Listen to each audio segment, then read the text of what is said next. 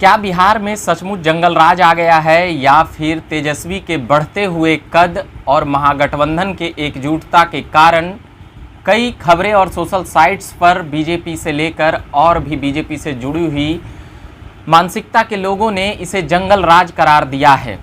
ऐसे कई सवाल गूंज रहे हैं। उसी पर चंद मिनटों में मैं अभी बात करूंगा कि क्या कुछ परेशानियां हैं, क्या सचमुच में नीतीश कुमार ने सही फैसला लिया है या फिर वह बिहार को जंगल राज की ओर ढकेल चुके हैं। जी हाँ, मैं बात कर रहा हूं उसी जंगल राज का जो 1990 से 2005 के बीच चल रही सरकारों के दौरान यह देखा गया कि किस प्रकार से लूट मार और किडनैपिंग उस दौर की आम बातें थी और कई डॉक्टरों की गाड़ियां कह सकते हैं कि अपराधी लेकर सीएम हाउस तक भी पहुंच जाते थे।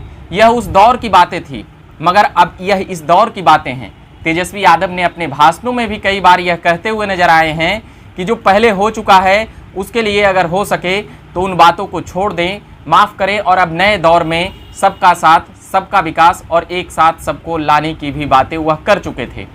तो क्या जिस प्रकार से बीजेपी उन तमाम चीज़ों को याद दिला करके अभी के सत्ता को प्रभावित करना चाहती है, क्या यह सचमुच में जो पिछले 10 दिनों में जो क्राइम हुए हैं उस पर जिस प्रकार से आलोचनात्मक अध्ययन कई लोग करने लगे हैं, क्या यह सचमुच सही है या फिर नीतीश और तेजस्वी की जोड़ी सचमुच में देश का केंद्र बिंदु बनने वाली है, यह भी एक बातें हैं।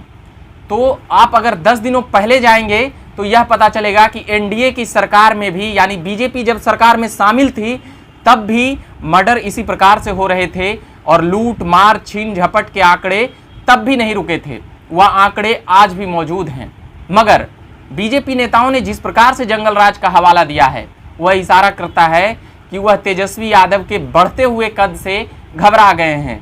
इसलिए राजद के कल्चर को जिस प्रकार 1990 से 2005 का जो दौर था, आप भले ही उनके समर्थक यह कह लें कि ऐसे हुआ, ऐसे विकास हुआ, ऐसे क्या कुछ हुआ, ये सब लोग जानते हैं। यही एक कारण रहा कि नीतीश कुमार आज भी उसका डर दिखाकर 2020 विधानसभा में, जहां पर विधानसभा जीतने में नाकाम हो रहे थे, वहां पर का वोटिंग और परसेंटेज बढ़ा करके एक सरकार बनाने में, किसी न किसी प्रकार से 125 सीटें लाने में वह कामयाब हो गए। अब उसी डर को दिखाकर बीजेपी तेजस्वी यादव को घेरने का प्रयास कर रही है। तो यह कितना सही है जनाब? जब एनडीए की सरकार यहाँ थी तब भी यहाँ का क्राइम का ग्राफ वही था, तब भी गोली चल रही थी और तब भी जहरीली शराब से मौतों की संख्या और भी अधिक थी और खुलेआम मर्डर तब भी हो रही थी। हाँ, यह बात है कि लॉ एंड ऑर्डर में नीतीश कुमार की जो 2005 से 10 का जो दौर रहा उसको खूब वाहवाही विपक्षी भी करते हैं।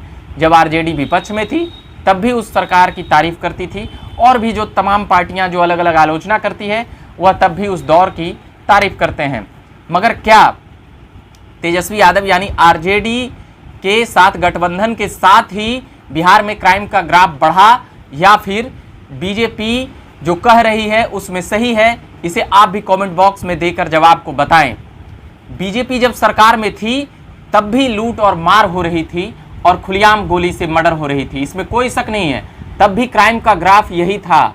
अभी जिस प्रकार से पिछले 10 दिनों में जो घटनाएं घटी है और जिसे उछाल कर सोशल मीडिया और तमाम जो मेन मीडिया है वह भी खूब बढ़ चढ़ कर दिखाई, इसलिए कई चीज़ों को देखा समझा तो यह पता चला कि अपराध तब भी हो रहे थे, मगर अपराध के आंकड़े बीजेपी तब नहीं जुड़ाती थी। तब नीतीश कुमार में कह सकते हैं कि उन्हें विकास पुरुष नजर आती थी, मगर आज जंगल राज पार्ट 2 और पार्ट 3 का नाम दिया जा रहा है।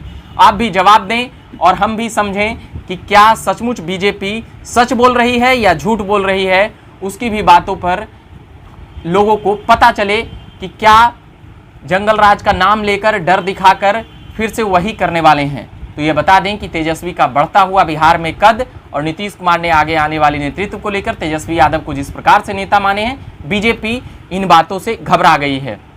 मैं तमाम सियासत की खबरें आगे और सुनेंगे कि आगे क्या कुछ हो रहा है देश की राजनीति में और बिहार की राजनीति में, आरसीपी सिंह और ललन सिंह में क्या कुछ नोकझोंक चल रही है। फिलहाल इस खबर में इतना ही कहेंगे कि आप बने रहिए झकास भारत के साथ। मेरा नाम हुआ रविकांत।